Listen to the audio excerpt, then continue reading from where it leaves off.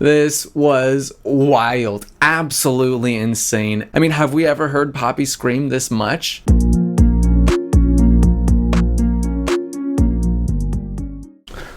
What's up? This is Evan Finch, and we got a new format today. There are 3 things we gotta do. First, we're gonna talk about which emo songs are charting on American radio right now, including MGK and All Time Low's radio decline. What? Then we're gonna highlight some notable releases this week, including a new video from MGK Corpse and the new song from the Maine. And last, we're gonna talk about Poppy's shocking performance at the Grammys. But before we get into it, the throwback of the day is Say It Ain't So by Weezer.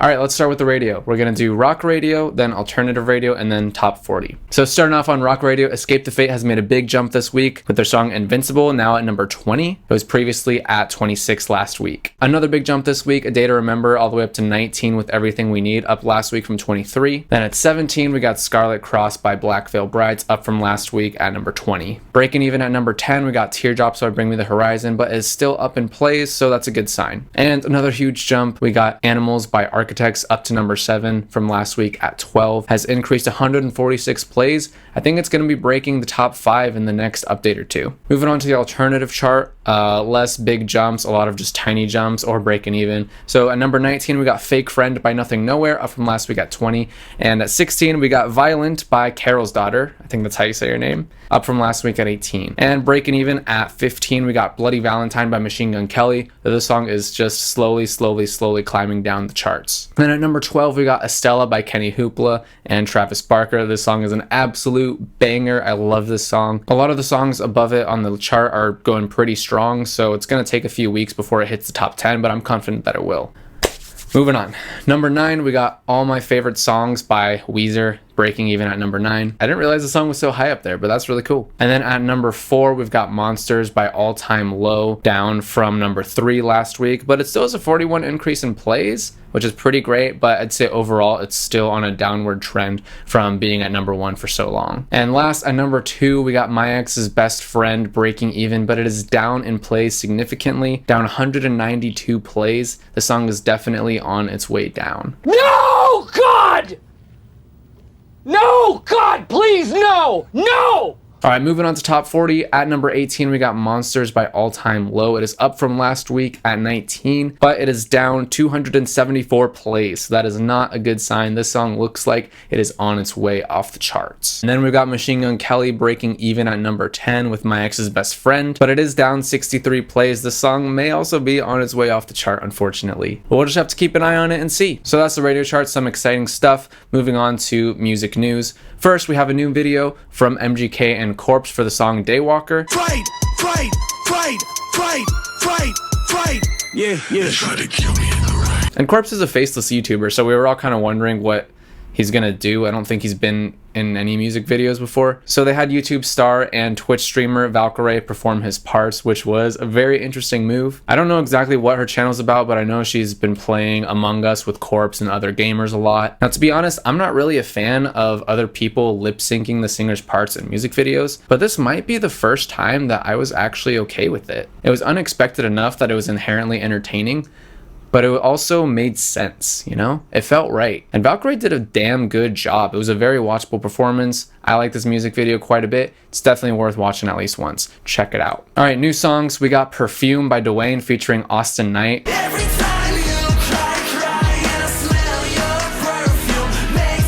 I don't know exactly what genre he is, kind of like a mix of hip hop and pop punk, I guess. He signed to Hopeless Records, but he's still a very small artist. We'll see if he can gain any traction. Working with Awsten Knight is a good look for him, I gotta say though, so we'll keep an eye on him. Then we got a new song from the Maine called Sticky.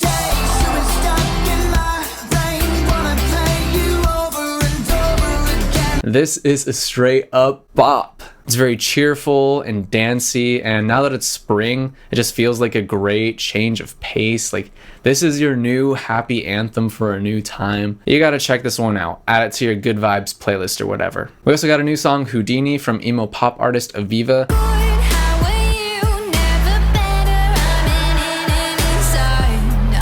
I really like the melodies on this one, especially in the chorus, and her vocal delivery is great, and I love the super dramatic bridge where the music cuts out and the clapping. It's just all around great song. One of her better songs from the last year or two. So I'm curious to see if this is leading up to an album or a new EP or what. I don't really know. Speaking of new EPs, we got one on Friday from Magnolia Park called Dream Eater. Things don't have to suck. Even though I'm broke, we're dialogue. Things don't have to suck. But it's actually not that new because like 4 out of 6 songs have already been out. The standout track is Sick of It All. It's got a fantastic melody, solid banger, but that one's been out for a minute. One of the new songs that I do like is TDH2S. Kind of a terrible name on its own, but it stands for Things Don't Have to Suck. And it features Oliver Baxter of Broadside, and he does an amazing job. His verse slaps. But the whole song is great. I love the energy, and I really like the combination of modern pop sounds and pop punk. Magnolia Park is a promising band. Moving on to our news story, the Grammys happened last week. So let me talk about all of the emo nominations and wins. First, Kyoto by Phoebe Bridgers was nominated for Best Rock Song and Best Performance, and she did not win either of them. She was also nominated for Best New Artist, and she did not win. But her album Punisher was nominated for Best Alternative Album, and she didn't win that either. But that's okay because we have 3 other artists, Poppy, Code Orange, and In This Moment, all nominated for Best Metal Performance, and none of them won.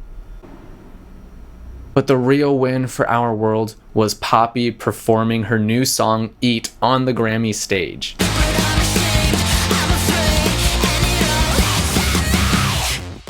This was wild, absolutely insane, epic performance. I mean, have we ever heard Poppy scream this much? And I was looking at the video on the Recording Academy's page of this performance, and the comments were overwhelmingly positive. The only potential misstep that I see here is that since she's performing, on the Grammys, a lot of new eyeballs are on her, so this is a great opportunity to capture and reel in new fans from a more mainstream pop audience, and this song was not for that at all. It was super heavy, tons of screaming. I'm pretty sure she didn't gain any new pop fans, but this might be a better move than I initially thought, because the fact that she did a heavy song with tons of screaming on the Grammys, I think a lot of rock and metal fans were intrigued, and I think a lot of them are checking it out, and I think people are pretty impressed, and I think this is only going to help Poppy become more embraced by the rock and metal communities. So she might still be gaining a decent amount of new fans that way. Real quick, just 3 upcoming releases. On March 26th, Femme is dropping her deluxe edition of How to Stop Hating Yourself Part 1 with 2 new songs, and on March 25th, the Sumerian record show Paradise City will be dropping on Amazon Prime.